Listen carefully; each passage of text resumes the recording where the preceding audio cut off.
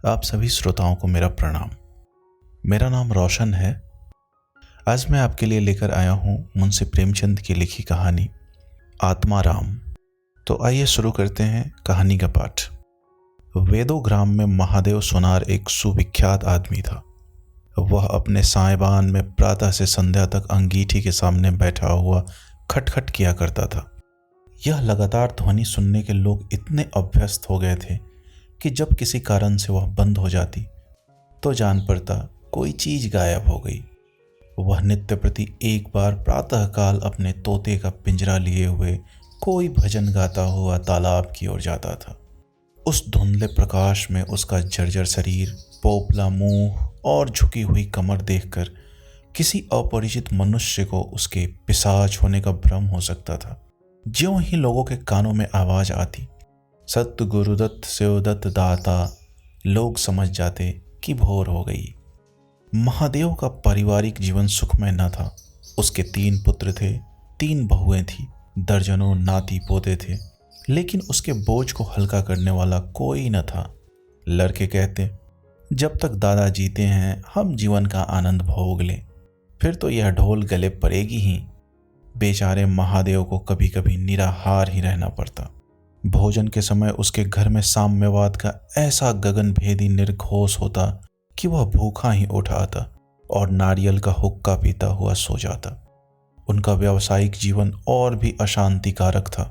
यद्यपि वह अपने काम में निपुण था, उसकी खटाई औरों से कहीं ज्यादा शुद्धिकारक और उसकी रासायनिक क्रियाएं कहीं ज्यादा कष्ट साध्य थी। तथापि उसे आए दिन शक्की और धैर्य शून्य प्राणियों के अपशब्द सुनने पड़ते थे। पर महादेव अविचलित गांभीर्य से सिर झुकाए सब कुछ सुना करता था।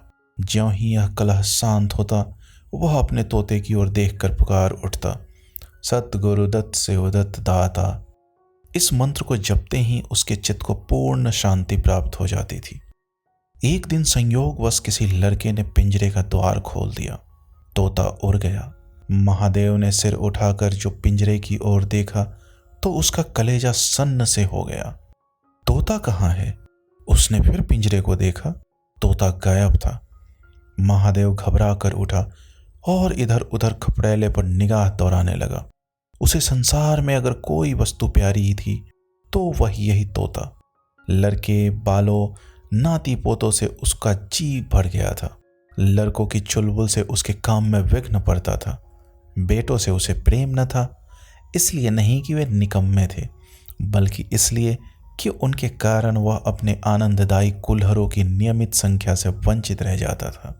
पड़ोसियों से उसे चिढ़ थी, इसलिए कि वे अंगीठी से आग निकाल ले जाते थे। इन समस्त विघ्न बाधाओं से उसके लिए कोई पनाह थी तो वह यही तोता था। उससे उसे किसी प्रकार का कष्ट न होता था। वह अब उस अवस्था में था जब मनुष्य को शांति भोग के सिवा और कोई इच्छा नहीं रहती। तोता एक खपरेल पर बैठा था। महादेव ने पिंजरा उतार लिया और उसे देखकर कहने लगे, आह आ सत्य गुरुदत्त शिवदत्त दाता। लेकिन गांव और घर के लड़के एकत्र होकर चिल्लाने और तालियां बजाने लगे। ऊपर से कौओं ने कांव कांव की रट लगाई। तोता उड़ा और गांव से बाहर निकलकर एक पेड़ पर जा बैठा। महादेव खाली पिंजरा लिए उसके पीछे दौड़ा सो दौड़ा। लोगों को उसकी दुत्रिगामिता पर अचंभा हो रहा था। मोह की इससे सुंदर, इससे सजीव, इससे भावमय कल्पना नहीं की जा सकती। दोपहर हो गई थी। किसान लोग खेतों से चले आ रहे थे। उन्हें विनोद का अच्छा अवसर मिला। महादेव को चिढ़ाने में सभी को मजा आता था। किसी ने कंकर फेंके, किसी ने तालियां बजाई। तोता फिर उड़ा और वहां से दूर आम के बाग में एक पेड़ की फुनगी पर जा बैठा। महादेव फिर खाली पिंजरा लिए मेढक की भांति उछलता चला।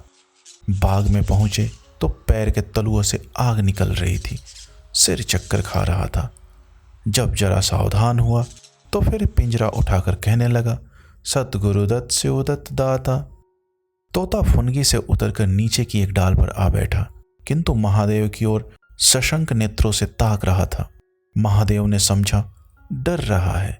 वह पिंजरे को छोड़कर आप एक दूसरे पेड़ की आड़ में छिप गया। तोते ने चारों ओर गौर से देखा, निशंक हो गया, उतरा और आकर पिंजरे के ऊपर बैठ गया। महादेव का हृदय उछलने लगा। सतगुरुदत्त शिवदत्त दाता का मंत्र जपता हुआ धीरे धीरे तोते के समीप आया और लपका कि तोते को पकड़ ले, किंतु तोता हाथ न आया। फिर पेड़ पर जा बैठा। शाम तक यही हाल रहा। तोता कभी इस डाल पर जाता, कभी उस डाल पर, कभी पिंजरे पर आ बैठता, कभी पिंजरे के द्वार पर बैठ अपने दाना पानी की प्यालियों को देखता और फिर उड़ जाता। बुढ़ा अगर मूर्तिवान मोह था तो तोता मूर्तिमयी माया। यहाँ तक कि शाम हो गई। माया और मोह का यह संग्राम अंधकार में विलीन हो गया। रात हो गई। चारों ओर निबिड़ अंधकार छा गया। तोता न जाने पत्तों में कहाँ छिप बैठा था। महादेव जानता था कि रात को तोता कहीं उड़कर नहीं जा सकता और पिंजरे ही में आ सकता है। फिर भी वह उस जगह से हिलने का नाम न लेता था। आज उसने दिन भर कुछ नहीं खाया। रात के भोजन का समय भी निकल गया। पानी की बूंद भी उसके कंठ में न गई, लेकिन उसे न भूख थी न प्यास। तोते के बिना उसे अपना जीवन निस्सार, शुष्क और सूना जान पड़ता था। वह दिन रात काम करता था, इसलिए कि यह उसकी अंतः प्रेरणा थी। जीवन के और काम इसलिए करता था कि आदत थी। इन कामों में उसे अपनी सजीवता का लेश मात्र भी ज्ञान न होता था। तोता ही वह वस्तु था जो उसे चेतना की याद दिलाता था। उसका हाथ से जाना जीव का देह त्याग करना था। महादेव दिन भर का भूखा, थका मांदा रह रहकर झपकियां ले लेता था, किंतु एक क्षण में फिर चौंक कर आंखें खोल देता और उस विस्तृत अंधकार में उसकी आवाज सुनाई देती, सतगुरुदत्त शिवदत्त दाता। आधी रात गुजर गई थी। सहसा वह कोई आहट पाकर चौंका। देखा एक दूसरे वृक्ष के नीचे एक धुंधला दीपक जल रहा है और कई आदमी बैठे हुए आपस में कुछ बातें कर रहे हैं। वे सब चीलम पी रहे थे। तमाखू की महक ने उसे अधीर कर दिया। उच्च स्वर से बोला, सतगुरुदत्त शिवदत्त दाता, और उन आदमियों की ओर चीलम पीने चला गया। किंतु जिस प्रकार बंदूक की आवाज सुनते ही हिरन भाग जाते हैं, उसी प्रकार उसे आते देख सब के सब उठकर भागे। कोई इधर गया, कोई उधर। महादेव चिल्लाने लगा, ठहरो ठहरो। एकाएक उसे ध्यान आ गया, ये सब चोर हैं।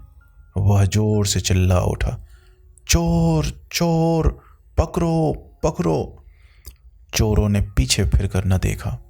महादेव दीपक के पास गया तो उसे एक कलसा रखा हुआ मिला जो मोर्चे से काला हो रहा था। महादेव का हृदय उछलने लगा। उसने कलसे में हाथ डाला तो मोहरें थी। उसने एक मोहर बाहर निकाली और दीपक के उजाले में देखा। हाँ, मोहर थी। उसने तुरंत कलसा उठा लिया और दीपक बुझा दिया और पेड़ के नीचे छिपकर बैठ गया। साह से चोर बन गया। उसे फिर शंका हुई, ऐसा न हो चोर लौट आवे और मुझे अकेला देखकर मोहरें छीन ले। उसने कुछ मोहर कमर में बांधी, फिर एक सूखी लकड़ी से जमीन की मिट्टी हटाकर कई गड्ढे बनाए। उन्हें मोहरों से भरकर मिट्टी से ढक दिया। महादेव के अंतर नेत्रों के सामने अब एक दूसरा जगत था, चिंताओं और कल्पना से परिपूर्ण। यद्यपि अभी कोष के हाथ से निकल जाने का भय था, पर अभिलाषाओं ने अपना काम शुरू कर दिया था। एक पक्का मकान बन गया। सराफे की एक भारी दुकान खुल गई।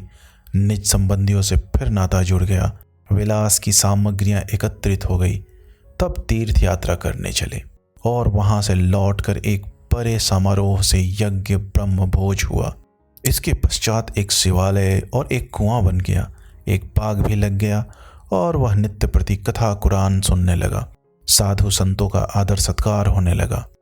अकस्मात उसे ध्यान आया, कहीं चोर आ जाए तो मैं भागूंगा क्यों कर। उसने परीक्षा करने के लिए कलसा उठाया और 200 पग तक बेतहासा भागा हुआ चला गया। जान पड़ता था उसके पैरों में पड़ लग गए हैं। चिंता शांत हो गई। इन्हीं कल्पनाओं में रात व्यतीत हो गई। उषा का आगमन हुआ। हवा जागी, चिड़िया गाने लगी।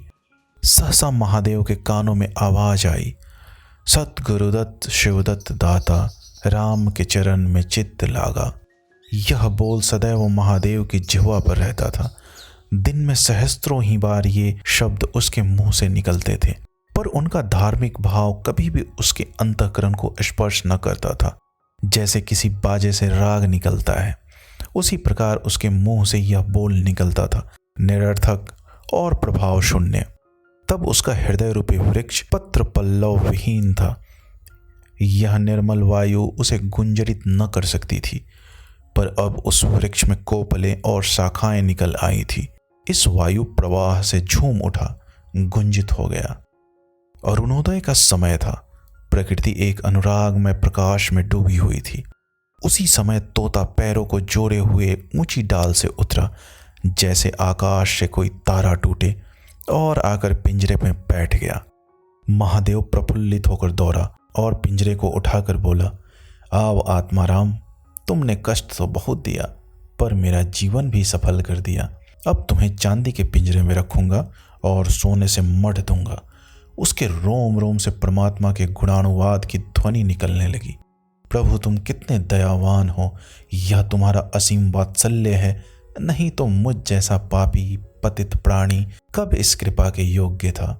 इन पवित्र भावों से उसकी आत्मा विह्वल हो गई। वह अनुरक्त होकर कह उठा, सतगुरुदत्त शिवदत्त दाता, राम के चरण में चित्त लागा। उसने एक हाथ में पिंजरा लटकाया, बगल में कलसा दबाया और घर चला। महादेव घर पहुंचा तो अभी कुछ अंधेरा था। रास्ते में एक कुत्ते के सिवा और किसी से भेंट न हुई, और कुत्ते को मोहरों से विशेष प्रेम नहीं होता। उसने कलसे को एक नाद में छिपा दिया और उसे कोयले से अच्छी तरह ढंक कर अपनी कोठरी में रख आया। जब दिन निकल आया तो वह सीधे पुरोहित के घर पहुंचा। पुरोहित पूजा पर बैठे सोच रहे थे, कल ही मुकदमे की पेशी है और अभी तक हाथ में कौड़ी भी नहीं, यजमानों में कोई सांस भी नहीं लेता। इतने में महादेव ने पालागन की। पंडित जी ने मुंह फेर लिया। यह अमंगल मूर्ति कहाँ से आ पहुंची मालूम नहीं, दाना भी मयस्सर होगा या नहीं। रुष्ट होकर पूछा, क्या है जी, क्या कहते हो? जानते नहीं हम इस समय पूजा पर रहते हैं? महादेव ने कहा, महाराज, आज मेरे यहाँ सत्यनारायण की कथा है। पुरोहित जी विस्मित हो गए, कानों पर विश्वास न हुआ।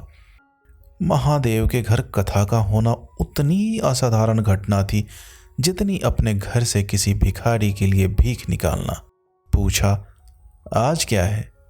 महादेव बोला, कुछ नहीं, ऐसी इच्छा हुई कि आज भगवान की कथा सुन लो।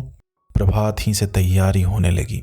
वेदों के निकटवर्ती गांवों में सुपारी फिरी। कथा के उपरांत भोज का भी न्योता था।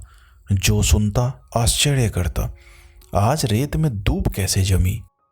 संध्या समय सब लोग जमा हो गए और पंडित जी अपने सिंहासन पर विराजमान हुए तो महादेव खड़ा होकर उच्च स्वर में बोला, भाइयों, मेरी सारी उम्र छल कपट में कट गई। मैंने न जाने कितने आदमियों को दगा दी, कितने खरे को खोटा किया, पर अब भगवान ने मुझ पर दया की है। वह मेरे मुंह की कालिख को मिटाना चाहते हैं।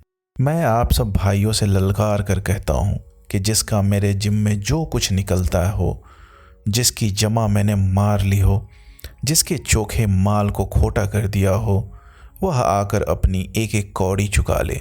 अगर कोई यहाँ न आ सका हो तो आप लोग उससे जाकर कह दीजिए, कल से 1 महीने तक जब जी चाहे आए और अपना हिसाब चुकता कर ले।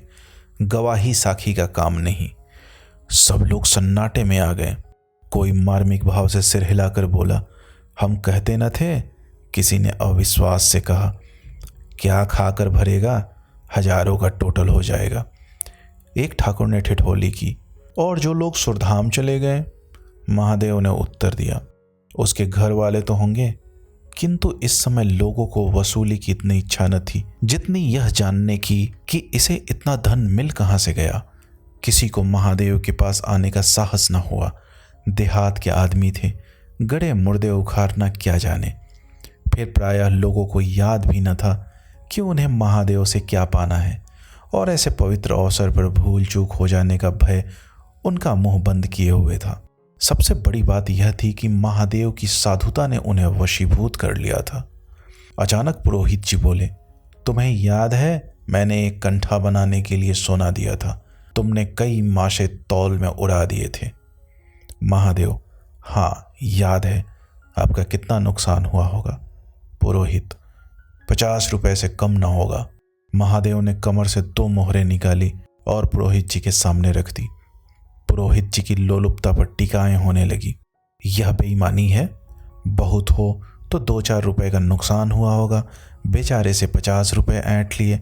नारायण का भी डर नहीं, बनने को पंडित पर नीयत ऐसी खराब। राम राम। लोगों को महादेव पर एक श्रद्धा सी हो गई। 1 घंटा बीत गया पर उन सहस्त्रों मनुष्यों में से एक भी खड़ा न हुआ। तब महादेव ने फिर कहा, मालूम होता है आप लोग अपना अपना हिसाब भूल गए हैं, इसलिए आज कथा होने दीजिए। मैं 1 महीने तक आपकी राह देखूंगा, इसके पीछे तीर्थ यात्रा करने चला जाऊंगा। आप सब भाइयों से मेरी विनती है कि आप मेरा उद्धार करें। 1 महीने तक महादेव लेनदारों की राह देखता रहा। रात को चोरों के भय से नींद न आती थी। अब वह कोई काम न करता। शराब का चस्का भी छूटा। साधु अभ्यागत जो द्वार पर आ जाते उसका यथा योग्य सत्कार करता। दूर दूर उसका सुयश फैल गया। यहाँ तक कि महीना पूरा हो गया और एक आदमी भी हिसाब लेने न आया। अब महादेव को ज्ञान हुआ कि संसार में कितना धर्म, कितना सद्व्यवहार है। अब उसे मालूम हुआ कि संसार बुरों के लिए बुरा है और अच्छे के लिए अच्छा। इस घटना को हुए 50 वर्ष बीत चुके हैं। आप वेदों जाइए तो दूर ही से एक सुनहला कलश दिखाई देता है। यह ठाकुर द्वारे का कलश है। उससे मिला हुआ एक पक्का तालाब है जिसमें खूब कमल खिले रहते हैं। उसकी मछलियां कोई नहीं पकड़ता। तालाब के किनारे एक विशाल समाधि है। यही आत्माराम का स्मृति चिन्ह है। उसके संबंध में विभिन्न किंवदंतियां प्रचलित है। कोई कहता है वह रत्न जटित पिंजरा स्वर्ग को चला गया। कोई कहता वह सतगुरुदत्त कहता हुआ अंतर्ध्यान हो गया। पर यथार्थ यह है कि उस पक्षी रूपी चंद्र को किसी बिल्ली रूपी राहु ने ग्रास लिया। लोग कहते हैं आधी रात को भी तालाब के किनारे आवाज आती है, सतगुरुदत्त शिवदत्त दाता राम के चरण में चित लागा। महादेव के विषय में भी कितनी ही जनश्रुतियां हैं। उनमें सबसे मान्य यह है कि आत्माराम के समाधिस्थ होने के बाद वह कई सन्यासियों के साथ हिमाचल चला गया और वहां से लौट कर न आया। उसका नाम आत्माराम प्रसिद्ध हो गया। दोस्तों, उम्मीद करता हूँ यह कहानी आपको बहुत अच्छी लगी होगी। अगर आपने हमारे चैनल को सब्सक्राइब नहीं किया है तो कृपया करके उसे सब्सक्राइब जरूर करें। आपका दोस्त रोशन। धन्यवाद।